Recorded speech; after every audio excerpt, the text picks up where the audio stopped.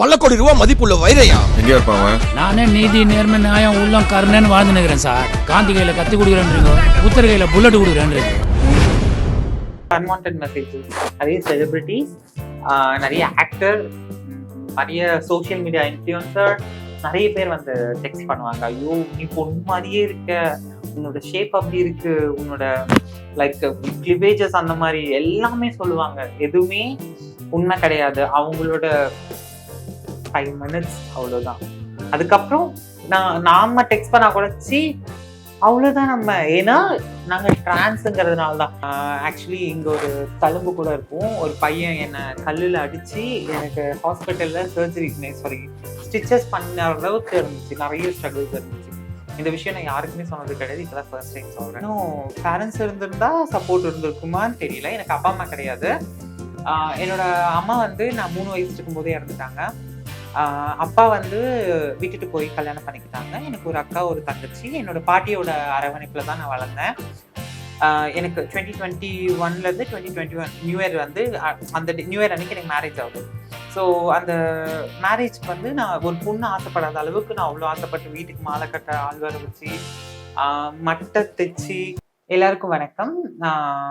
என்னை வந்து ஒரு கொஞ்சம் பேருக்கு தெரிஞ்சிருக்கும். என் பேர் ஸ்ரீலயா கணேசன். நான் கோயம்புத்தூர்லேருந்து வரேன். நான் லாஸ்ட் 4 years மாடலிங் பண்ணிட்டு இருக்கேன்.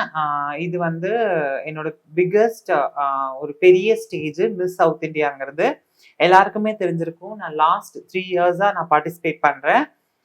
லாஸ்ட் இயர் டாப் 7 வந்து என்னோட டைட்டில் வின் பண்ண முடியாமல் போயிடுச்சு. அதை தொடர்ந்து இந்த வருஷமும் நான் பார்ட்டிசிபேட் பண்ணேன். ஸோ நான் டாப் 7 வந்து அதில் டாப் 3ல செலக்ட் ஆனேன். I'm first runner Miss South India trans குவீனோட. இந்த ஷோ எங்க நடந்துச்சுன்னு பார்த்தீங்கன்னா எக்மோர் மியூசியம் தியேட்டர்ல நடந்துச்சு. இது எங்களோட டிரான்ஸ் கம்யூனிட்டி ஆர்கனைசேஷன் நடத்தின show. Born to win social welfare trust proudly present miss South India trans queen. So இதுதான் எங்களோட ஷோ. ஸோ அதில் நான் ஃபர்ஸ்ட் ரன்னர் டைட்டில் வின் பண்ணியிருக்கேன். I am so happy and proud to tell you all this. So இதுக்கு முன்னாடி என்னென்ன அவார்ட்ஸ்லாம் வாங்கியிருக்கீங்க? இதுக்கு முன்னாடி நான் நிறைய ரன்வே ஷோஸ் பண்ணியிருக்கேன். ஐ மீன் டிசைனர் ஷோ. அதுக்கப்புறம் பார்த்தீங்கன்னா மிஸ் வல்லவனாடோட செகண்ட் ரன்னர். இது பெண்களுக்கான நடந்த ஒரு அழகி போட்டி கேரளால கேலிக்கட்ல. ஸோ அதில் செகண்ட் ரன்னர் டைட்டில் வின் பண்ணேன். அதுக்கப்புறம் 2025ல ஃபேஸ் ஆஃப் கேலிக்கட் அப்படின்னு சொல்லிட்டு ஒரு ஃபேஷன் ஷோ நடந்துச்சு கேரளால சுரபி மால் அப்படின்னு சொல்லிட்டு ஒரு இடத்துல. அதுல வந்து டைட்டில் வின்னர்னால அதுவும் ஒரு பெண்களுக்கான ஒரு அழகி போட்டி தான். ஸோ இப்படி நிறைய என்னோட டைட்டில்ஸ் இருக்கு. சப்டைட்டில்ஸ் பார்த்தீங்கன்னா மிஸ் க்ளோவிங் ஸ்கின் இருக்கு, மிஸ் போட்டோஜெனிக் இருக்கு, மிஸ் ஃபேஷன் ஐகான் இருக்கு, மிஸ் விவேஷியஸ், இப்படி சொல்லிட்டே போகலாம் என்னோட டைட்டில்ஸ். இதெல்லாம் பார்க்குறேன், அவார்ட்ஸ் இதெல்லாம் பார்க்குறேன். இது என்னது குழந்தைங்கலாம் அந்த பாட்டிக்கு பர்த்டே ஃபங்க்ஷன்லாம் பண்ணுவாங்க அந்த மாதிரி ஒரு. ஏங்க என்ன கேட்குறீங்க? இதுக்காக தான் நான் இவ்வளோ போராட்டம் தாண்டி நான் ஒரு ராணின்னு சொல்லிட்டு ஒரு பெருமையோட நான் இந்த இடத்துல உட்காந்துருக்கேன். சவுத் இந்தியாவோட திருநங்கை, தென்னிந்திய திருநங்கை அழகி நான். ஸோ உங்க முன்னாடி உட்காந்துருக்கிறதுல நான் ரொம்ப சந்தோஷப்படுறேன். இந்த இடத்துக்கு வரதுக்கான ஸ்ட்ரகிள் தான் இருக்கும். எஸ், கண்டிப்பா. பெருமையா சொன்னீங்கன்னா இது என்ன அவ்வளவு சவுத் இந்தியா எவ்வளவு பெரிய அங்கீகாரம் சொன்னீங்க. இந்த இடத்துக்கு வரதுக்கான ஒரு இது இருக்கும். கண்டிப்பா நிறைய ஸ்ட்ரகிள்ஸ் இருக்கு. ஏன்னா ஃபர்ஸ்ட் ஆஃப் ஆல் ஃபேமிலியோட டிரான்ஸ் கம்யூனிட்டியை பத்தி உங்களுக்கு நிறைய தெரியும். ஃபேமிலியோட அக்செப்டன்ஸ் கண்டிப்பா கிடையாது. அப்படி தாண்டி இருந்தாலுமே அவங்களுக்கு கரெக்டான முறையில ஒரு எஜுகேஷன் இருந்திருக்காது. ஸோ அப்படி அதையும் எல்லாத்தையும் தாண்டி நான் இன்னைக்கு ஒரு அழகியா உட்காந்துருக்கேன் அப்படின்னா என்னோட அழகு, அறிவு, திறமை இது எல்லாமே வச்சுதான் ஜட்ஜஸோட மார்க்ல நான் இன்னைக்கு இப்படி உட்காந்துருக்கேன். அதுக்கப்புறம் இல்லாம சொசைட்டியோட ஸ்ட்ரகிள்ஸும் நிறைய இருக்கு. என்னன்னு பாத்தீங்கன்னா நான் ஃபர்ஸ்ட் வரும்போது நம்பர் வச்சு கூப்பிடுறது, அது இது நிறைய ரொம்ப இழிவான ஒரு பேச்செல்லாம் பேசியிருக்காங்க. ஸோ அப்படி இருந்தேன். அதெல்லாம் தாண்டி நான் வெளியே வரணும் போது என்னை பாடியை வச்சு என்னை புள்ளி பண்ணாங்க. நீ ரொம்ப குண்டா இருக்க, நீ மாடலிங் எப்படி பண்ணுவ, நீ அழகியா அப்படின்லாம் சொல்லி என்னை கேட்டாங்க. எல்லாருக்குமே நான் இந்த இடத்துல சொல்ல நினைக்கிறேன், நான் கருப்பா இருந்தாலும் குண்டா இருந்தாலும் எனக்கு நான் யாருன்னு தெரியும். எனக்கு நான் எப்படி என்னோட அழகை வெளிப்படுத்தணும்னு தெரியும். அதனாலதான் இன்னைக்கு நான் இங்க உட்காந்துருக்கேன். இந்த தேர்வு முறை எப்படி இருக்கும்? சவுத் இந்தியன் குயின் அப்படின்ற ஒரு தேர்வு முறைகள் இருக்குல்ல, எதன் அடிப்படையில் கொடுக்குறாங்க? ஃபர்ஸ்ட் வந்து ஆடிஷன் நடக்கும். ஆடிஷன்ல வந்து 13 பீப்புள்ஸ் செலக்ட் பண்ணாங்க. 13 பீப்புள் செலக்ட் பண்ணதுக்கு அப்புறம் அவங்கள வந்து ரிஹர்சல் நடக்கும். ரிஹர்சல் நடந்து கரெக்டா எல்லாமே முடிஞ்சதுக்கு அப்புறம் ஒரு டேட் ஃபிக்ஸ் பண்ணியிருப்பாங்க. அன்னைக்கு ஷோ நடக்கும். அந்த ஷோல ஃபர்ஸ்ட் ரவுண்ட் நடக்கும். ஃபர்ஸ்ட் ரவுண்ட், அதுக்கப்புறம் செகண்ட் ரவுண்ட், அதுக்கப்புறம் கொஸ்டின் ஆன்சர் இருக்கும். கொஸ்டின் ஆன்சருக்கு அப்புறம் டாப் 7 செலக்ட் பண்ணி கொஸ்டின் ஆன்சர் இருக்கும். கொஸ்டின் ஆன்சருக்கு அப்புறம் அதுல தான் டாப் 3 செலக்ட் பண்ணுவாங்க. ஃபர்ஸ்ட் ரவுண்ட்ல என்னோட அழகை இது பண்ணிடுவாங்க. செகண்ட் ரவுண்ட்ல என்னோட வாக்கு, third round question answer. So இப்படி எல்லாத்தையுமே என்ன ஃபில்டர் பண்ணி தான் டாப் 3 கொண்டு வந்தாங்க. 3 இயர்ஸ் வந்து எம்எக்ஸ் டிரான்ஸ் குயின் நடந்துச்சு. அடுத்த 3 இயர்ஸ் வந்து மிஸ் தமிழ்நாடு நடந்துச்சு. அதுக்கப்புறம் last 3 years miss South India நடக்குது. ஸோ இப்படி நடந்துட்டு இருக்காங்க. அது மட்டும் இல்லாம எக்ஸ்பெஷலி இந்த வருஷம் தமிழ்நாட்டிலேயே டிரான்ஸ்மென் கிங் அப்படின்னு சொல்லிட்டு மிஸ் சவுத் இந்தியா டிரான்ஸ்மென் கிங்னு ஒரு ஷோ நடந்துச்சு. அதுலயும் 3 டைட்டில் வினர்ஸ் இருக்காங்க. அதே மாதிரி கேர்ள்லயும் 3 டைட்டில் வினர்ஸ் இருக்காங்க. எனக்கு முன்னாடி டைட்டில் வினர் இருக்காங்க. நான் first runner up, second runner up இருக்காங்க. லைஃப் இதுக்குள்ள வரதுக்கான காரணம் பாஸ்ட் என்ன? ஸ்ரீலையாவோட கனவு என்னவா இருந்தது? ஸ்ரீலையாவோட கனவு வந்து நான் ஒரு மேக்கப் ஆர்டிஸ்ட் ஆகணுங்கிறது என்னோட கனவு. நான் 2017 என்னோட வீட்டை விட்டு வெளியே வந்தேன். நான் வெளியே வந்ததுக்கு அப்புறம் என்னோட டிரான்ஸ்ஃபர்மேஷன் ஸ்டார்ட் ஆச்சு. எங்க அம்மா கிட்ட நான் போய் சொன்னேன். என்னோட திருநங்கை அம்மா ஸ்வேதான்னு சொல்லிட்டு கோயம்புத்தூர்ல இருக்காங்க, ஸ்வேதா அம்மா. அவங்க கிட்ட நான் போனப்போ அவங்க என்கிட்ட சொன்னாங்க, இந்த மாதிரி நீ ஃபர்ஸ்ட் சர்ஜரி பண்ணுமா, உனக்கு எல்லா சப்போர்ட்டும் பண்றேன் அப்படின்னு சொல்லி என்கிட்ட சொன்னாங்க. ஸோ எல்லா சர்ஜரியும் முடிச்சுட்டேன். முடிச்சதுக்கு அப்புறம் என்ன மேக்கப் கோர்ஸ் படிக்க வச்சாங்க. தென் கொஞ்சம் பிரைட்ஸ்லாம் அட்டென்ட் பண்ணியிருக்கேன். அதுக்கப்புறம் தான் எனக்கு தோணுச்சு, நம்ம வந்து இன்னொருத்தவங்களுக்கு கீழே வேலை செய்யணுமா அப்படின்னு சொல்லிட்டு எனக்கு ஒரு தாட் வந்துச்சு. நம்ம யாரு நம்ம ப்ரூவ் பண்ணணும் இந்த சொசைட்டிக்கு அப்படின்னும் போது தான் மாடலிங் கரியர் சூஸ் பண்ணேன்.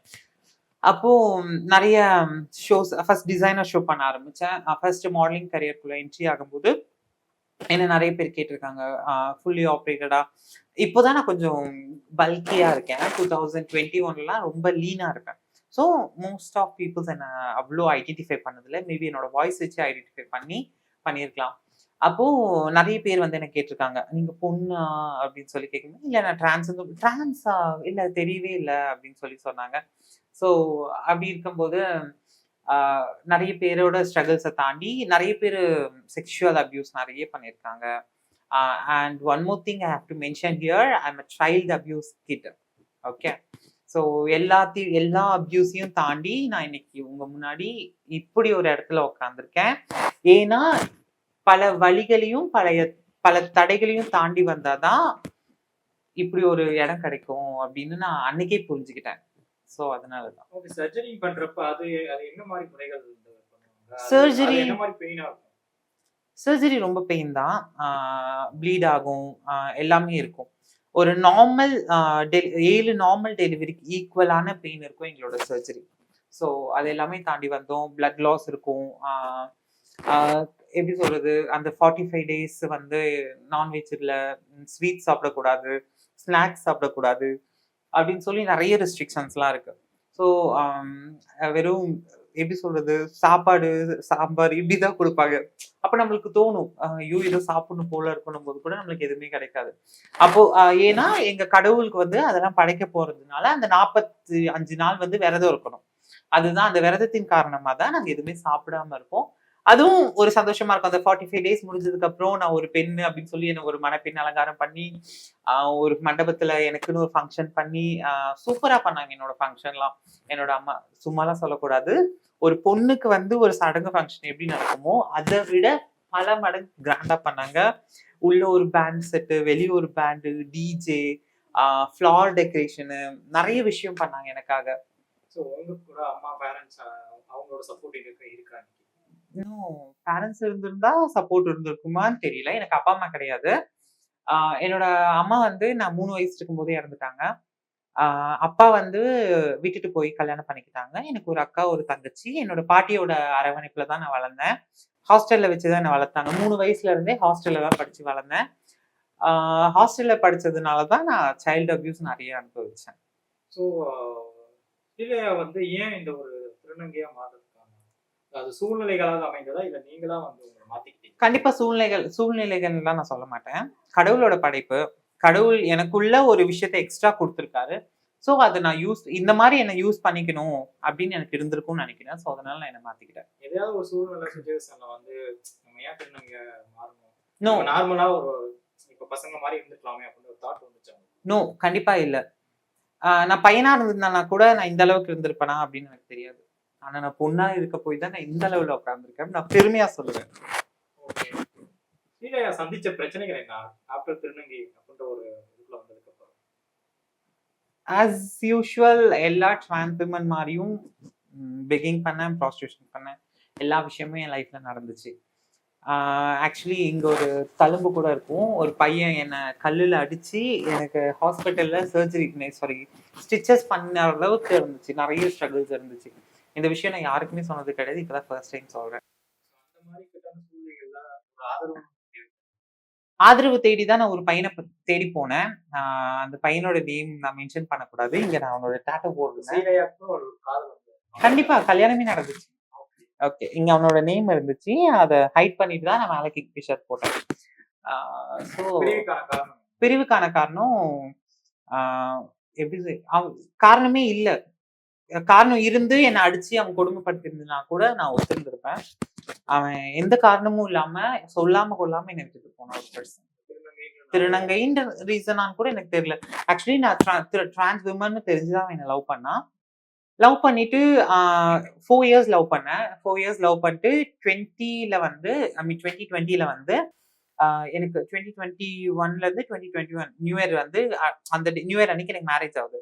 ஸோ அந்த மேரேஜ்க்கு வந்து நான் ஒரு பொண்ணு ஆசைப்படாத அளவுக்கு நான் அவ்வளோ ஆசைப்பட்டு வீட்டுக்கு மாலை கட்ட ஆள் வர வச்சு மட்டை தைச்சு தாலி எடுத்து மெட்டி எடுத்து அவ்வளோ கோயில்ல கல்யாணம் பண்ணோம். எல்லாமே ஆசைப்பட்டு நான் பண்ணேன். கடைசியில ஜஸ்ட் ஆசை 60 நாள் மோகம் 30 நாள் சொல்லுவாங்கல்ல, அந்த மாதிரி 30 நாள் தான். பையன் காணும், எங்க போனானே தெரியல. அதுல இருந்து நான் வெளியே வரதுக்கு ரொம்ப கஷ்டப்பட்டேன். எதுக்கு என் லைஃப்ல வரணும், எதுக்கு லவ்ங்கிற ஒரு போர்வையை போத்தணும், போத்தி என்னை இவ்வளவு தூரம் கஷ்டப்படுத்திட்டு இன்னைக்கு இன்னொரு பொண்ணு கூட போய் வாழ்றா, ஒரு குழந்தையோட இருக்கா, நல்லா இருக்கட்டும் எங்க இருந்தாலும் நம்ம வாழ்த்தலாம் அவ்வளவுதான். இன்னைக்கு நான் நல்லா இருக்கேன்ல, கெட்டு போகல, நான் நல்லா தானே இருக்கேன். ஸோ அதனால அவன் நல்லா இருக்கட்டும். சொசைட்டி என்ன உங்க மேல ஒரு விருப்பம் வைக்கணும்? இன்னைக்கு திருநங்கைகளுக்கான அங்கீகாரம் நிறைய இருக்கு. ஒரு 10-5 வருஷத்துக்கு முன்னாடி இருந்த ஒரு சாப்டர் இல்லாம இன்னைக்கு எல்லா இடத்துலயுமே திருநங்கைகள் கவர்மெண்ட் ஜாபா இருக்கட்டும், மற்ற பணிகளா இருக்கட்டும், அந்த அங்கீகாரம் என்னைக்குமே இருக்கு. பட் ஒரு சில திருநங்கைகள் வந்து சில இடங்கள்ல வந்து இன்னமும் இந்த பாலியல் ஒரு விஷயங்கள் போயிட்டு இருக்கு. பப்ளிக்ல சண்டை போடுறது, இந்த மாதிரி விஷயங்கள் இவங்களுக்குலாம் இதெல்லாம் எப்படி பாக்குறப்போ நான் திருநங்கை பத்தி நான் எதுவும் தப்பா சொல்லவோ இதுவும் எனக்கு எதுவும் கிடையாது. அவங்களோட கஷ்டம் இன்னைக்கு நான் ஓப்பனா சொல்றேன். நானும் அந்த இடத்துல இருந்து வந்த ஒரு பொண்ணுதான். நானும் கஷ்டப்பட்டிருக்கேன். எதுக்காக கஷ்டப்பட்டேன் அப்படின்னா, சாப்பாட்டுக்காகவும், நான் ஒரு நல்ல ட்ரெஸ் பண்ணணும், நான் ஒரு பொண்ணா என்னை காட்டிக்கணுங்கிறதுக்காக தான் நான் அந்த விஷயத்த பண்ணேன். இன்னைக்கு முறையான கல்வி கிடைக்காத ஒரு பர்சன் தான் அந்த விஷயத்த பண்ணுவாங்க. கண்டிப்பா அவங்களுக்கு சரியான கல்வி கிடைச்சா நாங்களும் முன்னேறுவோம், நல்ல இடத்துல வந்து இருப்போம். நீங்களே சொன்னீங்க, நான் அந்த இடத்துக்கு போனேன், என்னோட சூழ்நிலை அப்படின்னு சொல்லிட்டீங்க. ஸோ அந்த இடத்துல நீங்க ஒரு ரொம்ப மோஸ்ட் ஆஃப் ஒரு பெயின்ஃபுல்லான ஒரு இது இருக்கும்ல, ஒரு வழி இருக்கும்ல அந்த இடத்துக்கு போனதுனால. நான் வந்து ஒரு டைம் பார்ட்டி போயிருந்தேன் கோயம்புத்தூர்ல போயிட்டு எல்லா பார்ட்டிலாம் முடிச்சுட்டு கிளம்பும் போது 5 பசங்க என்ன அப்படியே கார்ல தள்ளி தூக்கிட்டு போயிட்டானுங்க. தூக்கிட்டு போனதுக்கு அப்புறம் என்னால 5 பேரை எதுவுமே பண்ண முடியல. நான் கரெக்டா ஹேண்ட் பிரேக்கை பிடிச்சி இழுத்ததுக்கு அப்புறம் அது என்னால மறக்க முடியாத ஒரு விஷயம். அவன் எப்படி ஸ்டாப் பண்ணானே தெரியல, காரை ஒரு மாதிரி ஸ்கிட் அடிச்சு அப்படிலாம் போய் நின்று, அதுதான் என்னால மறக்க முடியாத ஒரு விஷயம். இது வரைக்கும் என் ஃபேமிலிக்கு கூட தெரியாது, யாருக்குமே இந்த விஷயம் சொன்னது கிடையாது. ஏன்னா நான் ஒருத்தவங்களுக்கு கீழே இருக்கேன், நான் பார்ட்டிக்கு போறேன் அப்படின்னு தெரிஞ்சா அவங்க கண்டிப்பா என்ன திட்டுவாங்க. அதனால அந்த உண்மையை நான் மறைச்சேன். எம்மா இன்னைக்கு தான் அந்த விஷயத்த சொல்றேன். டிரான்ஸ்ஜெண்டர் அப்படின்றப்ப பகல போறப்ப நிறைய நம்ம ஓகே மக்கள் எல்லாம் இருக்காங்க, நைட்ல வெளியே போகிறப்ப என்ன மாதிரி ஒரு சூழ்நிலைகள்லாம் சந்திக்கிறீங்க? நைட்ல இப்ப கூட நான் இங்க வெளியே போறேன். நைட்ல நார்மலா வெளியே போவேன். நார்மலா அப்படின்னா இப்ப நான் மேக்கப் போட்டிருக்கேன்.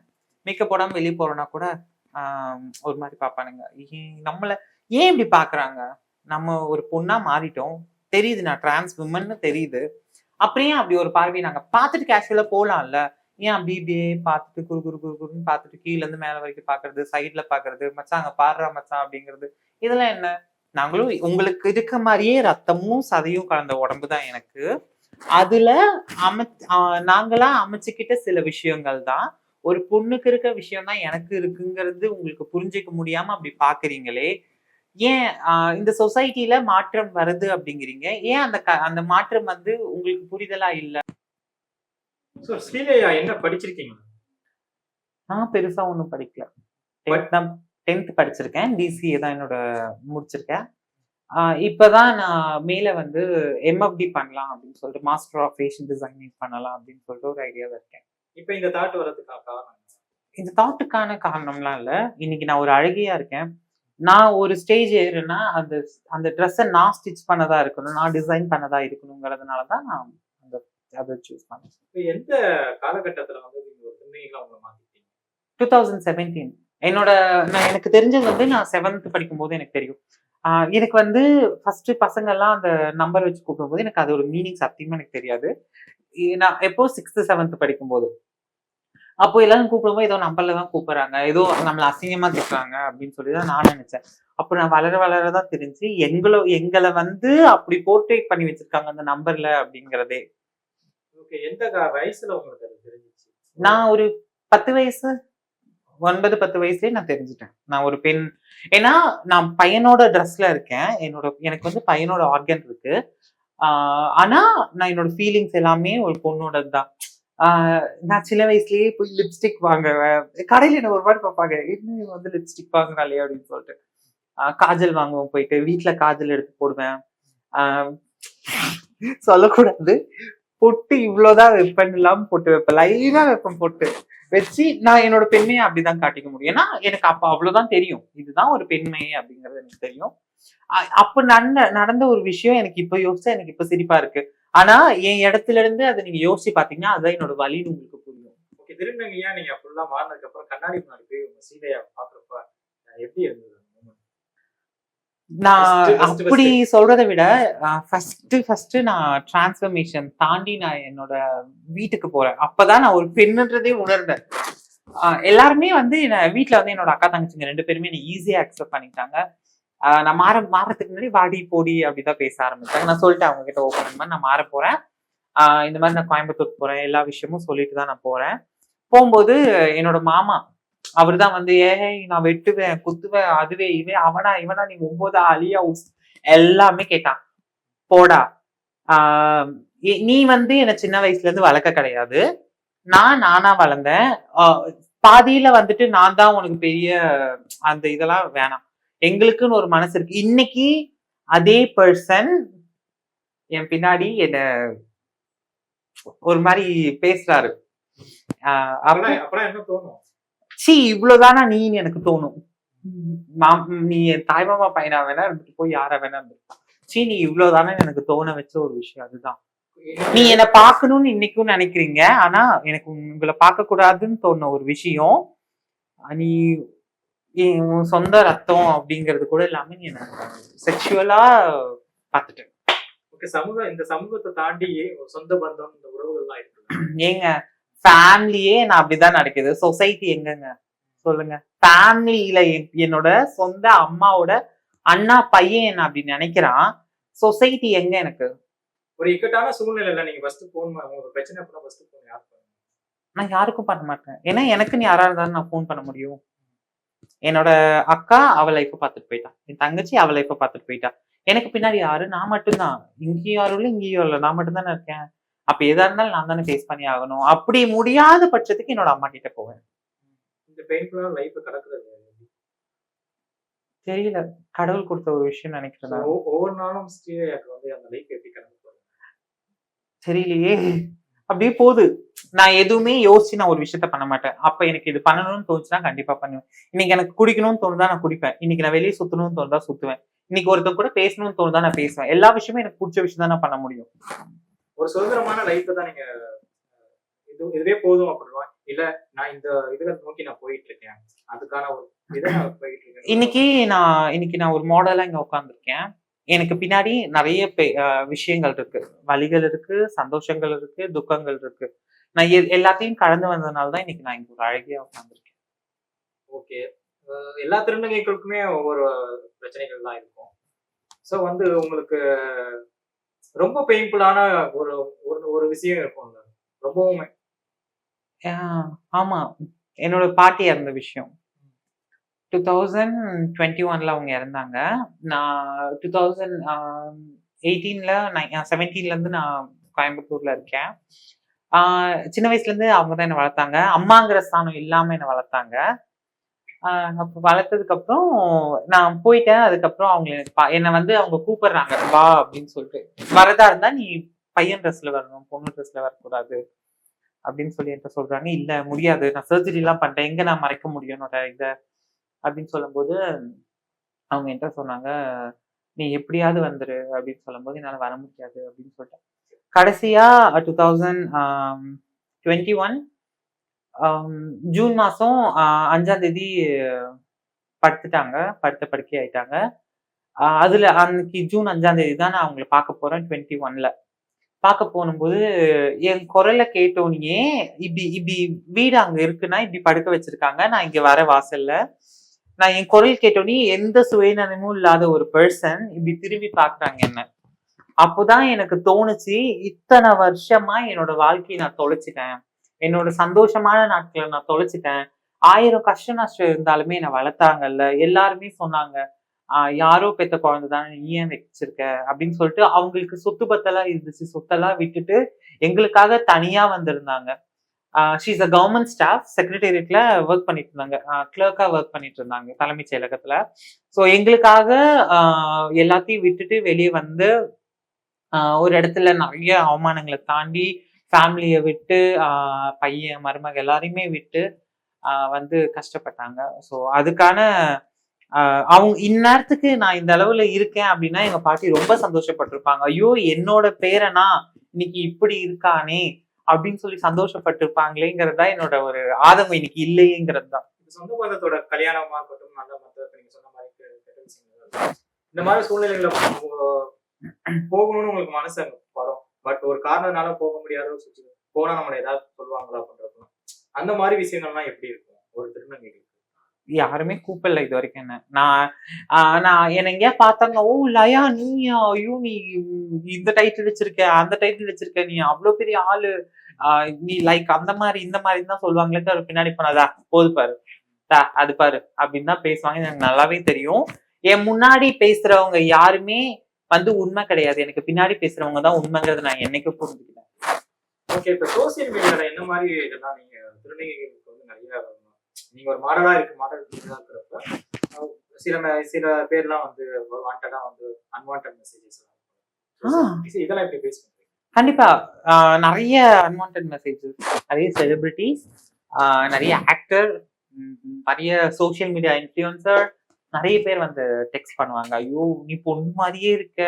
உன்னோட ஷேப் அப்படி இருக்கு. உன்னோட லைக் கிளிவேஜஸ் அந்த மாதிரி" எல்லாமே சொல்லுவாங்க. எதுவுமே உண்மை கிடையாது. அவங்களோட 5 மினிட்ஸ் அவ்வளவுதான். அதுக்கப்புறம் நாம டெக்ஸ்ட் பண்ணா கூட, அவ்வளவுதான் நம்ம. ஏன்னா நாங்க டிரான்ஸ்ங்கிறதுனால தான். இதே ஒரு பொண்ணுக்கா இருந்தா அந்த விஷயம் நடக்குமான்னு கேட்டா கண்டிப்பா இல்ல. டிரான்ஸ்க்கு கண்டிப்பா எல்லா விஷயமும் நடக்கும். ஏன்னா நாங்க வந்து எங்களை கேட்கறதுக்கு யாருமே கிடையாது. ஃபேமிலியோட சப்போர்ட் இருந்தா ஃபேமிலி கேட்பாங்க. சொசைட்டியோட அக்செப்டன்ஸா சொசைட்டி கேட்பாங்க. யாருமே இல்லாத போது யார் எங்களுக்காக கேட்பாங்கிற ஒரு இது இன்னைக்கும் இருக்கிறதுனால தான் எங்களை யார் வேணா அபியூஸ் பண்ணலாங்கிற ஒரு தாட்ல மாறிட்டாங்க. நான் எல்லா ஆண்களையும் அப்படி சொல்லல தப்பு. ஒரு சில ஆண்கள் கண்டிப்பா அப்படிதான். எனக்கு மெசேஜ் பண்ணுவாங்க சில பேரு. டாக்டர் லைக் நான் அந்த மாதிரி உன்னை நான் மேரேஜ் பண்ணிக்கிறேன், உன் கண் கலங்காம பாத்துக்கிறேன் அப்படின்வாங்க. நான் போய் அவங்க கூட இருந்தாதான் எனக்கு தெரியும் 5 நிமிஷத்துக்காக மட்டும்தான் அவங்க என்னை வச்சிருக்காங்கன்ட்டு. இன்னொருத்த மெசேஜ் பண்ணுவான், "ஐயோ நான் இன்ஜினியர், நான் உன்னை ராணி மாதிரி வச்சுக்கிறேன்" அப்படின்னு. யாருமே என்ன அப்படிலாம் வச்சுக்க வேணாம். நான் இன்ஜினியர் ஆகட்டும், டாக்டர் ஆகட்டும், பைலட் ஆகட்டும், யாரா வேணா இருக்கட்டும், நான் தான். நான் இன்னைக்கு உழைச்சா மட்டும்தான் நாளைக்கு எனக்கு சாப்பாடு.